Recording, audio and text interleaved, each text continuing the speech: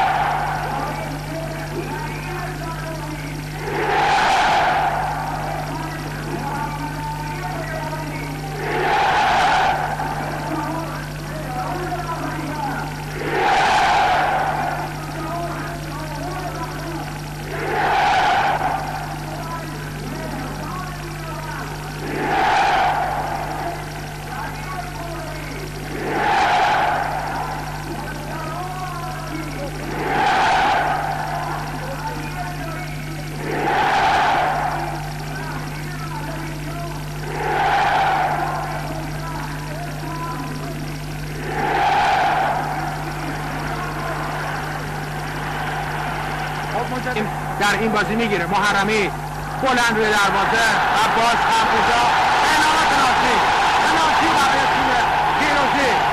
پنالتی من نمیدونم آیا اسلو موشن تصویر آهسته داریم یا نه. اگر مجددا تصویر رو ببینیم مشخص‌تر خواهد شد. بله اینجا متشکرم از کارگردان خوب برنامه. بله خطای هند واضح و مشخص درست از روی سر بازیکن پیروزی توپ رو با دست زد و حالا این ضربه زدن این ضربه بار روانی بسیار زیادی رو میطلبه. کریم باقری این کار رو خواهد کرد. در بازی با کوپدا مشتاق محرمی پنالتی رو از دست داد. این بار کریم باقری این وظیفه سنگین رو انجام خواهد داد. دروازه‌بان آماده قزاق رزیکوف در درون دروازه. کریم باقری بازیکن متعصب و تبریزی تیم پیروزی پشت توپ و مهار میکنه توپ رو. دروازه‌بان مهار میکنه توپ رو. ضربه محکم کریم باقری رو.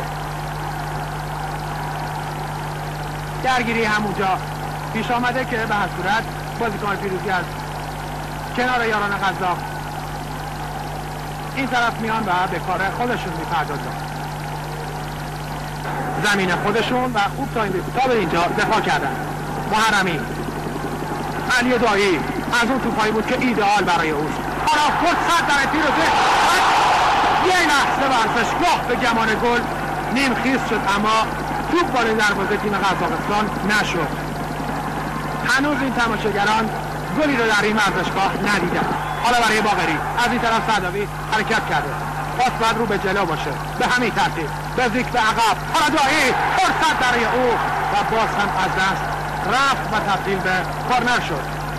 یکی پس از دیگری موقعیت ها از دست میره و هنوز دروازه ها باز نشده. اینجا ببینیم کار تاکتیکی خوبی بود از ادموند بزیک و ضربه‌ای که دایی به توپ زد.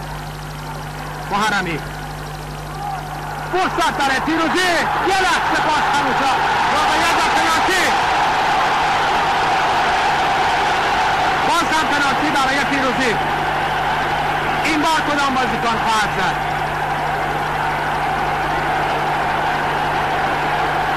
یک بار دیگه اگر تصویر از سر ببینیم بله اینجا مشخص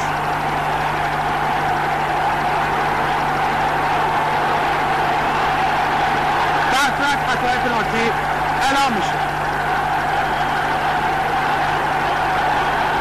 زدن این گل از روی نقطه پنالتی کار رو در نیمه دوم برای پیروزی تا حدودی آسان‌تر خواهد کرد.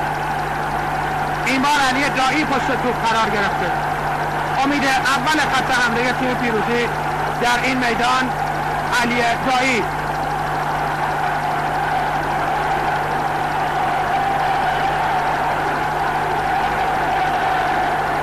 یه تمرکز حواسی انجام میده. حالا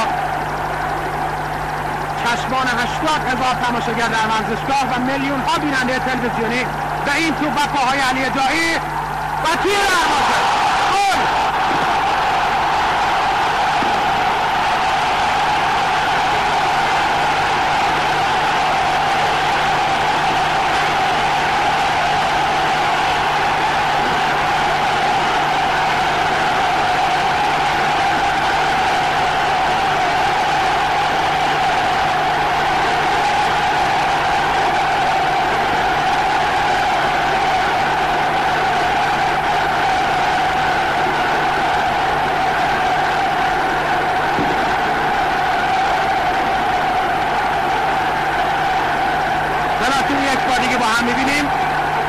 دروازه‌بان قزاق باز هم توپ حرکت کرد و توپ بعد از برخورد به دستان او وارد دروازه شد. 3-3 در دو بازی مساوی به اتمام برسه. به وقت اضافه کشیده خواهد شد. یه فرصت برای قزاق‌ها، عابدزاده و از بالای دروازه. حالا قزاق‌ها هم خودی نشان میدن و ثابت میکنن که میتونن بازی هدفداری رو در زمین اجرا بکنن. بزیک تا ثانیه های دیگر سوت بازی را به صدا در خواهد آورد که حالا به همین ترتیب نیمه اول بازی به پایان میرسه.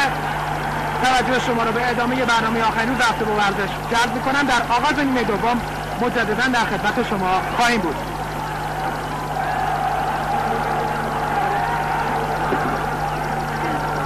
با سلام مجدد خدمت بینندگان عزیز و علاقه‌مندان به فوتبال. توپ میشه و کارنر، شاید 15مین کارنر تیم پیروزی در این مسابقه همین ضربه‌ای باشه که مهرداد میناوند خواهد زد. او میاد تا این کار رو با پای چپ انجام بده، با توی پا بلند به روی دروازه. علی دایی ضربه سخت، فرصت برای پیروزی، گل برای پیروزی.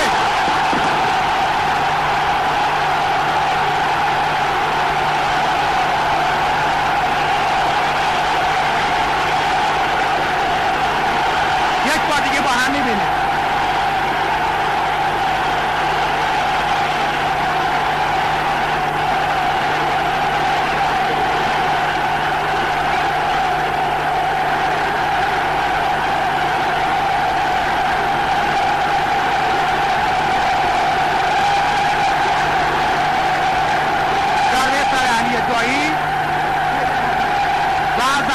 پیروانی به توپ میزنه و تبدیل به گل میشه.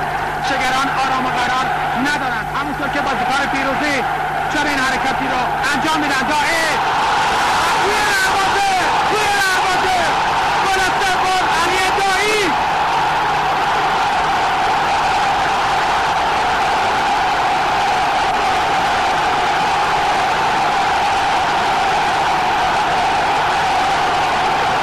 ارزشگاه به وجد میاد.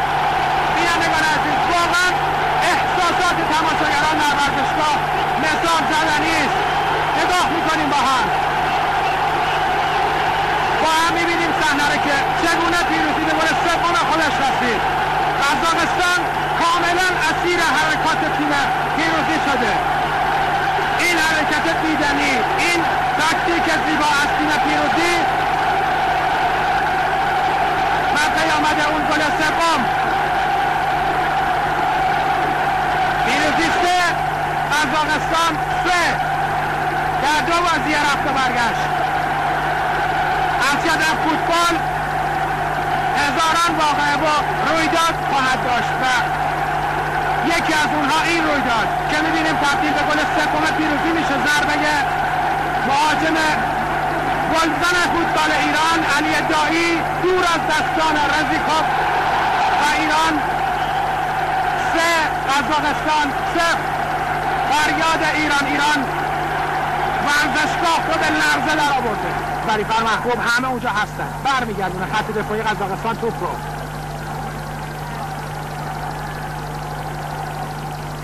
باز هم بلند علی دایی ضربه سر، فرصت برای توی دروازه کریم باقری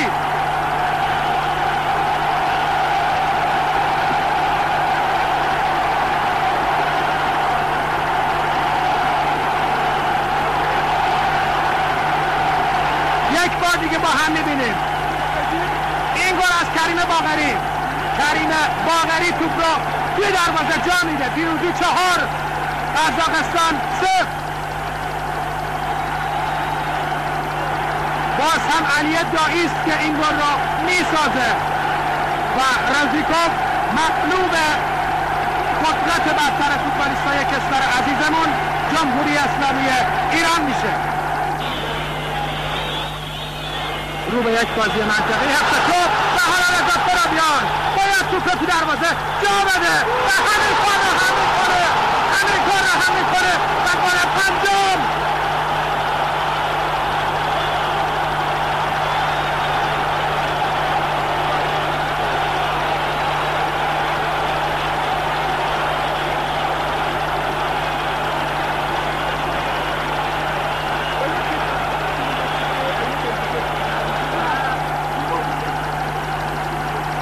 بعدم رضا ترابیان از گاز نفس بودن خودش استفاده میکنه و دفاع خسته تیم قزاقستان رو جا میذاره تا نتیجه رو 5-0 بکنه.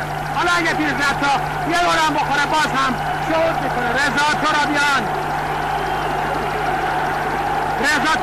گل 5م رو میزنه و با هم میبینیم این گل رو.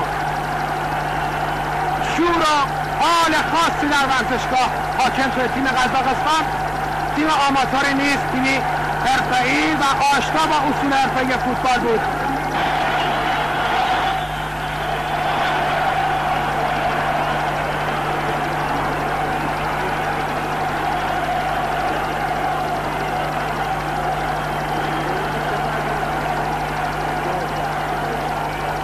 کورنر رو دروازه میاد کریم باقری و در دستان دروازه. حرکت خوب تیم پیروزی مشخص میکنه که میل به خواستن یعنی پیروزی و امیدواریم که استقلال تهران هم در مسابقه هفته آینده به همین گونه با انگیزه و با شوق به پیروزی به میدان بیاد و افتخار دیگر برای فوتبال کشور ما بیافرینه. با این امید و با آرزویی که این برنامه مورد توجه شما قرار گرفته باشه با اعلام صعود تیم پیروزی از حضورتون مرخص میشم. شما را به خداوند